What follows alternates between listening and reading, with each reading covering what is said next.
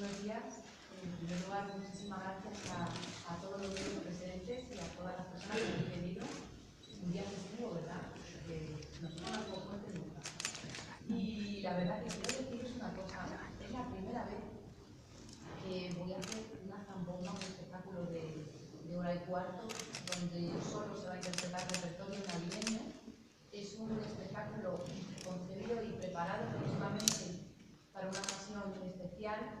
Además, se cumple pues, la casualidad de la vida, y yo creo que todo pasa por algo, ¿no? Y previamente hay una sensación del director del Colegio de los Salesianos, y la primera vez que yo vine a Utrera, yo recuerdo que era una niña que venía de cantar de un concurso en Sevilla, de saetas, era un concurso de saetas y había terminado, y me dijeron, pues mañana hay otro concurso de saetas en Utrera, en el Colegio de los Salesianos. Y yo vine, y aquella noche me dieron el primer premio por saetas, y yo dije, algo pasa con Utrera. Después vine también a la feria, a la receta Alegría. Después he venido al potaje hace 2 años, y ahora vengo a uno de los eventos más mágicos que se hacen en toda España, porque ya está sonando por todos los sitios, que es el 4º año que se celebra.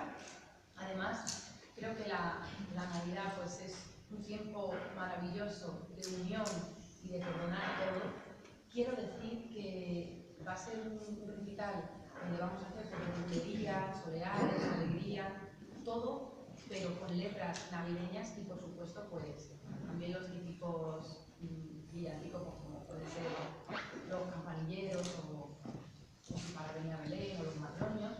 Y no se me olvida, por supuesto, la exaltación, y vamos a hacerle una plegaria, vamos a hacerle a la Virgen de Consolación.